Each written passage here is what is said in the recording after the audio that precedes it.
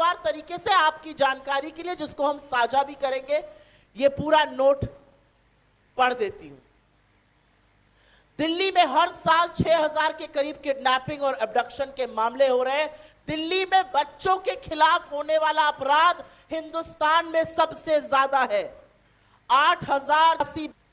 दिल्ली में करीब करीब 85,000 महिलाओं के खिलाफ अपराध के मामले लंबित हैं और जो पेंडेंसी रेट है वो देश में सबसे ज्यादा 97% से ऊपर है। दिल्ली जैसे छोटे राज्य में हर साल 4,30,000 लोग अपराध का शिकार हो रहे हैं और यह चुनावी मुद्दा नहीं है। इस पर नहीं भिड़ते अरविंद केजरीवाल और भारतीय जनता पार्टी। इसको बोल दो तो जुगलबंदी होने लगती है, डुएट गाने लगते हैं। जब अपना मामला आएगा तो एलजी के यहां जाकर पैर पसारकर आप बड़ी बड़ी बातें करते हैं, तब आप धरना देने का ढोंग करते हैं। लेकिन जब महिलाओं का, बच्चों का, आम जन की सुरक्षा का मामला आएगा तो आपके मुंह पर ताला लग जाता है। क्यों? क्या महिलाओं का सम्मान, क्या महिलाओं की सुरक्षा, क्या बच्चों की सुरक्षा आपकी जिम्मेदारी नहीं है? किस मुंह से अमित शाह जी और किस मुंह से नरेंद्र मोदी जी दिल्ली में प्रचार करने उतरे हैं?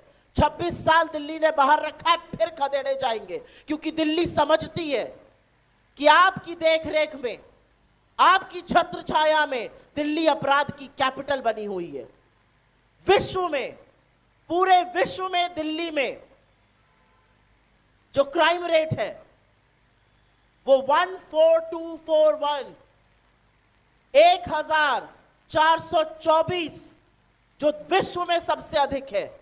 जो क्राइम रेट विश्व का औसतन 258 है, दिल्ली का 1400 से ऊपर है। इसके लिए कौन जिम्मेदार है? इसके लिए आप और बीजेपी दोनों जिम्मेदार हैं। और इससे पहले कि आम आदमी पार्टी ये रोना रोए, क्योंकि रोना रोने की आदत है कि हम क्या करें, हमारे पास तो पुलिस नहीं है। अरे बगल के पंजाब में आपको पुलिस और प्रशासन दोनों मिला है। क्या हाल कर दिया आपने पंजाब का। असलियत यह है कि पंजाब के थानों में आज बम चल रहा है। असलियत यह है कि पंजाब की सुरक्षा व्यवस्था, कानून व्यवस्था पूरी तरह से ध्वस्त कर दी है। और जो लोग दिल्ली में वापस लौटने का दावा कर रहे हैं, जिनको 26 साल तक बाहर रखा गया है, उनका लेखा जोखा, उनकी कलई मैंने ऑलरेडी खोल दी है। अमित शाह जी को यह ज्यादा चिंता है कि एक 21 साल की लड़की किसी चीज पर बोल दे तो उसको दिल्ली पुलिस पकड़ने बंगलोर पहुंच जाती है। लेकिन अमित शाह को यह चिंता नहीं है कि दिल्ली की हर महिला आशंकित है, आतंकित है, परेशान है, मैं घर से निकलूं मेरे साथ कुछ हो ना जाए। इसका जवाब कौन देगा? किसकी जवाबदेही है दिल्ली को लेकर? आज सवाल यह पूछा जाएगा। बड़े बड़े इश्यूज लेकर आते हैं, सारे इश्यूज जो उनके अपने हैं, स्वार्थ निहित, जिसमें अरविंद केजरीवाल जी का महिमा मंडल हो, जिसमें बीजेपी का महिमा मंडल हो, इसी बिस पर भिड़े रहते हैं। अरे दिल्ली समझ रही है, दिल्ली समझ रही है कि मुद्दों की राजनीति से आप कोसों दूर हैं। आप फर्जी वादे करते जाइए। दिल्ली पूछना चाहती है 11 साल में क्यों नहीं कर दिया ये सब। दिल्ली पूछना चाहती है हमारी सुरक्षा पर सवाल क्यों नहीं उठाया। और एक अंतिम बात कहकर अपनी बात समाप्त करती हूं।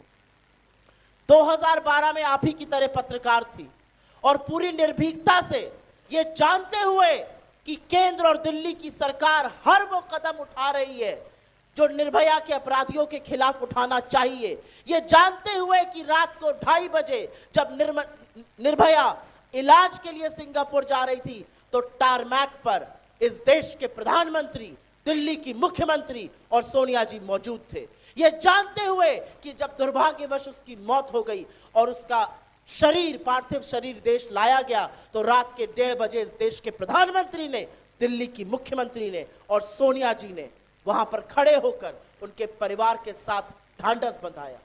यह जानते हुए कि राहुल गांधी जी ने निर्भया के भाई का भरण पोषण का भार उठाया और कभी मीडिया में स्टोरी प्लांट नहीं करी कि उनका महिमा मंडन हो। यह सच भी तब सामने आने दिया गया जब निर्भया की मां ने खुद इस पर बोला कि मेरा बेटा पायलट आज राहुल गांधी की वजह से बना है। यह जानते हुए, यह सब जानते हुए, एक पत्रकार होते हुए दिल्ली के इंडिया गेट पर खड़े होकर पत्रकारिता करी, सवाल पूछे, लेकिन कभी देशद्रोह का मुकदमा नहीं लगा हमारे सामने।